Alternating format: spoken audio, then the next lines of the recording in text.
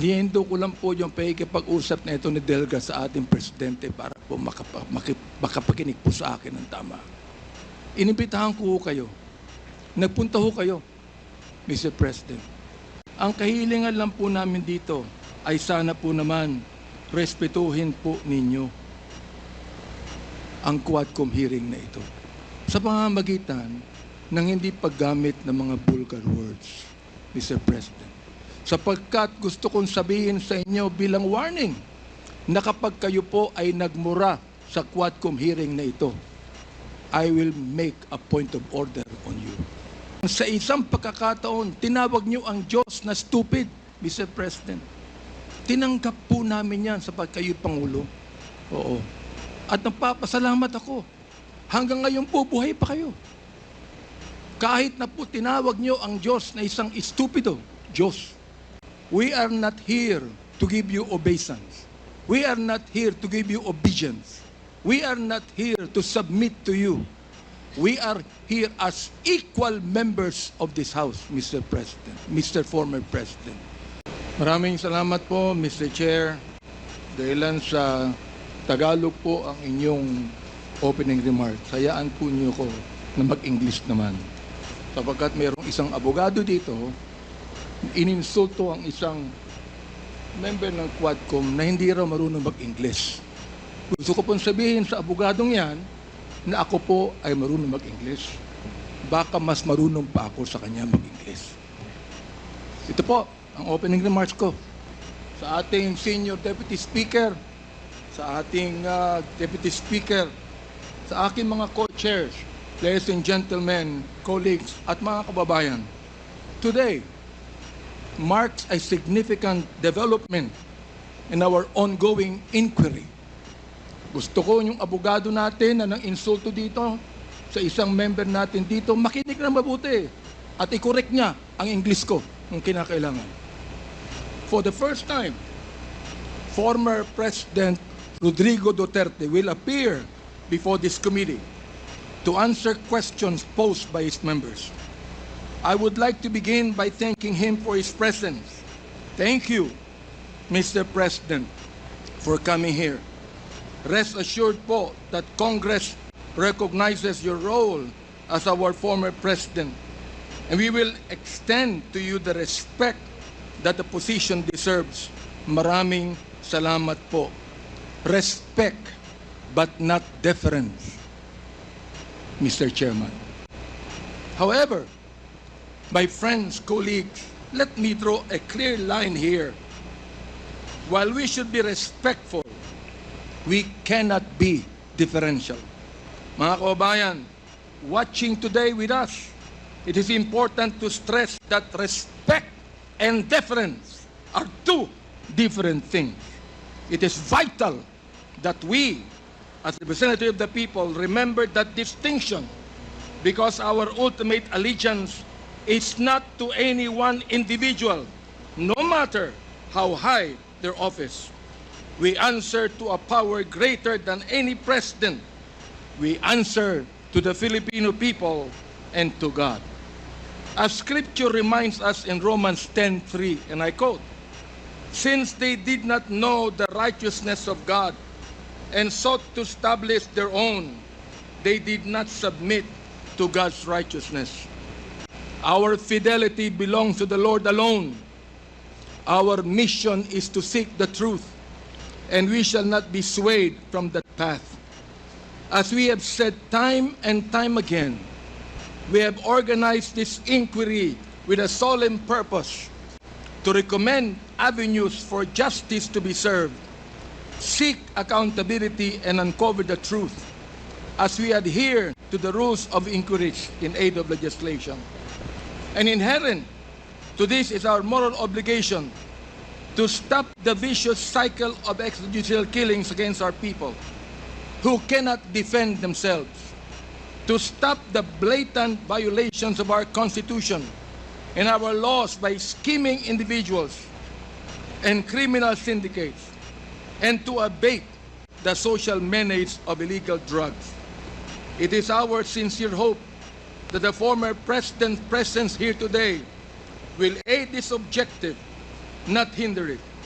Today, we ask everyone here, including the former president, to speak openly and honestly, as this inquiry's goal is not to cast blame for its own sake, but to serve the cause of justice.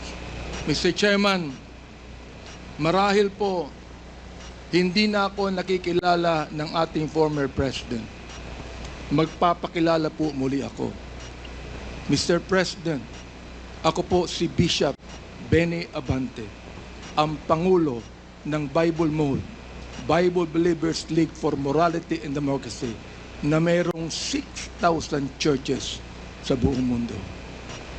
Kung naalala niyo, Mr. President, bago kayo tumakbo and you were still deciding to run, I was invited by a common friend to meet with you. And we did at the Fairmont Hotel in Makati. I hope that you would remember that. With me are two pastors, and we prayed together. I prayed for you, asking the Lord to give you the right decision to run for the presidency. I do not know you from Adam, Mr. President, but I believe in your cause. I believe in your plan. And because of this, Mr. President, I work hard to campaign for you. Many of the pastors of the Baptist community voted for you. Gusto ko pong marinig ito ng mga DDS trolls at DDS vloggers na tumitira sa amin at sinisira ang aking reputasyon. Gusto kong sabihin sa kanila, ilang boto ba ang ibinigay nyo kay former President? Ako po, Mr. President, libu-libong boto ang binigay namin sa inyo. Nagpasalamat ba kayo sa akin? Hindi. Nilapitan niyo po ba ako? Hindi. Mabuti pa, Senator Bongo, Mr. President, nagpunta sa aking simbahan at nagpasalamat sapagkat sinuportahan namin kayo at siya, Mr. President. Now, gusto kong sabihin po dito sa Quadcom na ito, ako ba'y lumapit sa inyo para humingi ng pabor? Hindi po. Ako ba'y lumapit sa inyo para magrekomenda ng justice, magrekomenda ng general, magrekomenda ng cabinet secretary? Hindi po. Hindi ako nagpunta ng Malacanang nung kayo nanunungkulan sa loob ng 6 na taon. Isang beses lang. Ako po ay nagsabi kay Senator Bongo, kung maaari na makapag-usap po tayo. Pumayag po siya. At nag-usap po tayo, if you would remember that, Mr. President. Nag-usap tayo confidentially. Ano pong ginawa ko? Binuksan ko po ang Biblia. Ipinakita ko sa inyo na walang ibang tagapagligtas kundi ang Panginoong Jesucristo. Ipinakita ko sa inyo ang maaaring magbago ng buhay natin, walang iba kundi ang ating Panginoon. Sinabi ko sa inyo ang nakalagay sa John 3:16, "For God so loved the world, that He gave His only begotten Son, that whosoever believeth in Him should not perish, but have everlasting life." Binantayan ko ang inyong panunungkulan. Nakita ko na maganda ang plano nyo. Nakita ko po, Mr. Chair, na ayaw ng Pangulo na itong bansang Pilipinas mahulog sa kamay ng mga drug lords at drug traffickers. Maraming salamat po sa inyo. Nagsimula kayo ng war on drugs. Kami mga kapastoran, believe po sa inyo, sa inyong ginawa. Sabi nyo, 6 months lang, kaya nyo tapusin ang war on drugs na ito. Inabot po kayo ng 6 na taon. Hanggang ngayon, meron po tayong war on drugs. Hindi po namin nakalain, Mr. President, na sa war on drugs na yan, mamamatay ang more than 30,000, Mr. President. Hindi ko akalain na more than 7,000 na mga drug pushers ang mamamatay sa kamay ng mga kapulisan at sa kamay ng mga riding in tandem. At sinabi po ng ating ibang kapulisan, at gusto kong sabihin, hindi po lahat ng kapulisan, sapagkat ang karamihan po ng ating kapulisan mabubuting tao at nais protektahan ang bansang ito. Pero ang ilang mga pulis pumatay po. At dito nag-testify ang ilan na merong reward system na inyong itinanggi nung kayo ay nag-testify under oath doon sa Senado. Ngayon po, bilang bishop po ng Bible Mode, hindi ko akalain na kinakailangan pumatay tayo na more than 30,000 people para masugpo po ang drugs sa atin. Aba, Mr. Chair, talo pa natin ang Mexico. Sapagkat ng Mexico, nakita ko wala pang 10,000 namatay. Talo pa natin ng Colombia. Naging killing fields po ang Pilipinas nung panahon ninyo, nung kayo nanunungkulan. Naniniwala po kami na dapat hindi manatili ang drugs dito sa ating lipunan. Subalit, hindi po ako naniniwala na dapat tayong pumatay ng more than 30,000 people. Dahilan dito, pinatay si Kian Alejandro. Ano ang kasalanan niya? Pinatay ang isang 3-year-old na bata na nahagip ng stray bullet dahilan pumatay sa isang drug pusher. Pinatay ang 9-year-old na bata doon sa Caloocan, Mr. President, Mr. Chair. Ang kanyang bala ay nandun pa sa kanyang katawan nung siya'y nilibing.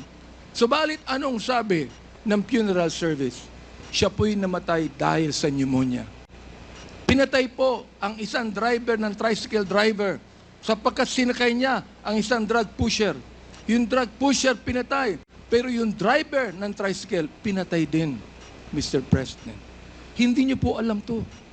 Hindi niyo po alam to. Ngayon, meron pong isa dahil sa tokhang kumatok sa isang pintuan, hinanap ang isang taong nangangalampilo na isang drug pusher. Hindi nakita. Pinatay. Yung pinagtanungan. Yung pilo, buhay pa, Mr. President, Mr. Chair. At naglalako pa, palagay ko, ng drugs ngayon. Hindi ko po maintindihan to. Hindi ko po maunawaan kung bakit ganon. Samantalang sinuportahan kayo ng maraming pastor ng Baptist community. Ang ilang mga kapastoran po nandito at ilang mga pastor namin nanonood ngayon at pinapakinggan ang aking tinig, Mr. Chair. Ako po ay binabas araw-araw ng mga bashers ng DDS troll, ng DDS bloggers. Minumura itong taong ito. Sinisira ang aking reputasyon. Minumura po ako ng katulad ng inyong pagmumura, Mr. President. Hindi ko akalain kung bakit gagawin nila yan. Ang tanong ko, ilang boto ba ang ibinigay ng mga DDS bloggers sa inyo?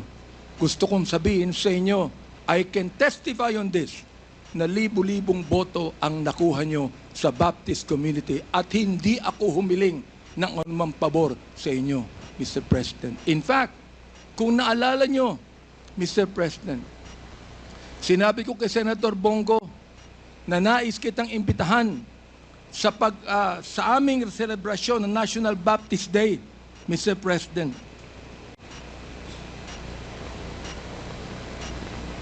Nihinto ko lang po yung pakikipag-usap na ito ni Delga sa ating presidente para po makapakinig po sa akin ng tama. Inimbitahan ko kayo. Nagpunta ho kayo, Mr. President.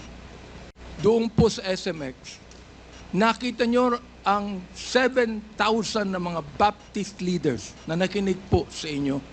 Sa inyong speech, Mr. President. Oo. Doon po sa speech ninyo, sa harapan po ng mga bishop at ng mga pastor, nagmumura kayo. Pinagbigyan po namin kayo. Kahit na hindi maganda sa amin makarinig ng mura, pinagbigyan po namin kayo dahil kayo ang Pangulo at dapat namin kayong irespeto, Mr. President. Andito ho ako, nakaupo sa harapan nyo. Nagpapasalamat sa pagkakataong ito na masabi ko ng buong katapatan sa inyo ang ginawa ng more than 6,000 na mga kapastoran ng Bible Mode para sa inyong eleksyon bilang Pangulo ng Pilipinas. Nung akin pong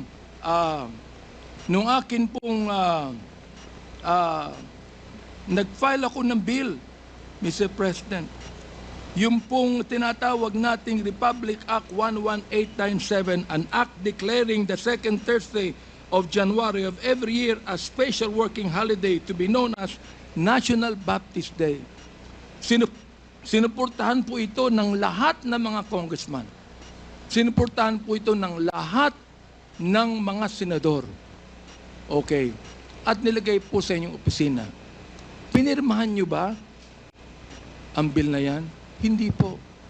Naging batas yan because it lapsed into law after 30 days. Pero, okay lang po sa amin yun. Okay lang po sa amin yun. Yun na lang siguro ang maaaring pasalamat ninyo, Mr. President, sa amin. Bilang pagboto namin sa inyo ng mga libo-libo mga Baptist leaders at Baptist members sa buong kapuluan. Hanggang ngayon, nirerespeto po kayo ng aming kapastoran. Hanggang ngayon, pati yung kapastoran po namin sa Mindanao, ginagalang kayo. Marami kami pastor sa Davao na ginagalang po kayo. Bakit po? Sapagkat kayo ay naging Pangulo ng Pilipinas. Ang kahilingan lang po namin dito, Mr. President, habang kayo po ay kinakausap namin ngayong umaga, ang kahilingan lang po namin dito ay sana po naman respetuhin po ninyo ang Quadcom hearing na ito sa pamamagitan ng hindi paggamit ng mga vulgar words, Mr. President. Sapagkat gusto kong sabihin sa inyo bilang warning na kapag kayo po ay nagmura sa Quadcom hearing na ito, I will make a point of order on you. Meron po akong batayan na batas sa tinatawag po nating disturbance of proceedings.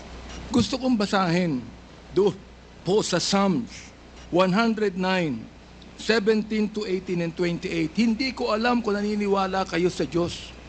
Hindi ko alam kung naniniwala kayo sa Biblia. Samantalang sa isang pagkakataon, tinawag niyo ang Diyos na stupid, Mr. President. Tinanggap po namin yan sapagkat kayo Pangulo. Oo. At nagpapasalamat ako